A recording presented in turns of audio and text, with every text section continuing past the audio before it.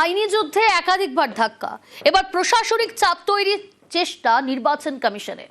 মুখ্য নির্বাচন কমিশনারের হুঁশিয়ারি, 5 বছর সংরক্ষিত থাকবে এসআইআর এর নথি, পরে ভুল ধরা পড়লেও শাস্তি পেতে হবে। কাজে ভুল হলে কেউ রেহাই পাবেন না, প্রয়োজনে 2 বছর বাদেও পদক্ষেপ করা হবে।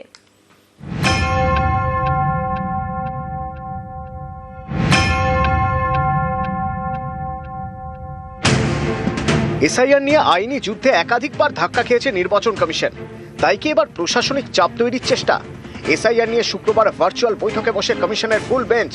বৈঠকে ছিলেন পশ্চিমবঙ্গের সিইও, জেলা শাসক এবং অবজারভাররা।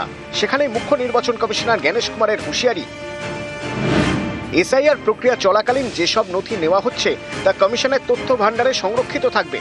1 বছর বা 2 বছরের জন্য নয়, 5 বছরের জন্য সংরক্ষিত থাকবে। কয়েক বছর পরেও ভোটার তালিকায় কোনো বিদেশির নাম ধরা পড়লে সংশ্লিষ্ট অফিসারকে শাস্তি পেতে হবে। এখানেই শেষ নয়, মুখ্য নির্বাচন কমিশনারের হুঁশিয়ারি, এসআইআর এর তথ্য আপলোডে ভুল হলে কেউ রেহাই পাবেন না।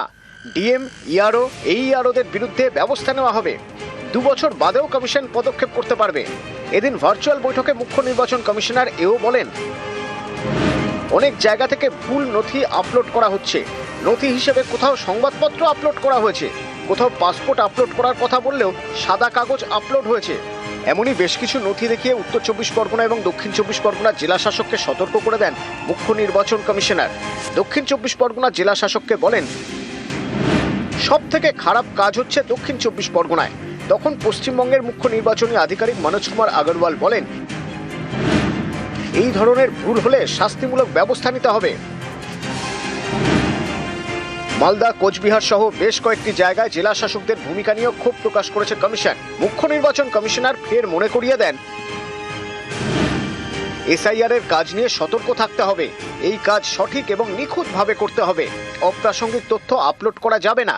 অভিযোগ নিষ্পত্তির জন্য নির্দিষ্ট নথির বাইরে অন্য কোনো নথি নেওয়া যাবে না। ভালো মানের কাজ চাই। ভোটার তালিকায় অনৈতিকভাবে কোনো নাম যেন না ঢোকে অথবা বাদ যায়। 5 দিনে 1 কোটি ভোটারের নথি আপলোড করা হয়েছে। এই নথিগুলো কি যাচাই করা হয়েছে? কারা যাচাই করেছেন? সব নথি ফের যাচাই করতে হবে। চূড়ান্ত ভোটার তালিকা থেকে যাতে কোনো ভারতীয় নাম বাদ না যায় সেটা নিশ্চিত করতে হবে।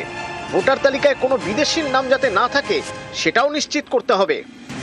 এসআইআর প্রক্রিয়ায় একের পর এক ভুল নথি কেন আপলোড করা হচ্ছে তা নিয়ে কার্যত ক্ষোভ প্রকাশ করলেন দেশের মুখ্য নির্বাচন কমিশনার জ্ঞানেশ কুমার। তার সাথে এও বুঝিয়ে দিলেন, কোনো অফিসারই জাতীয় নির্বাচন কমিশনের হাত থেকে রেহাই পাবেন না যদি তিনি ভুল করে থাকেন।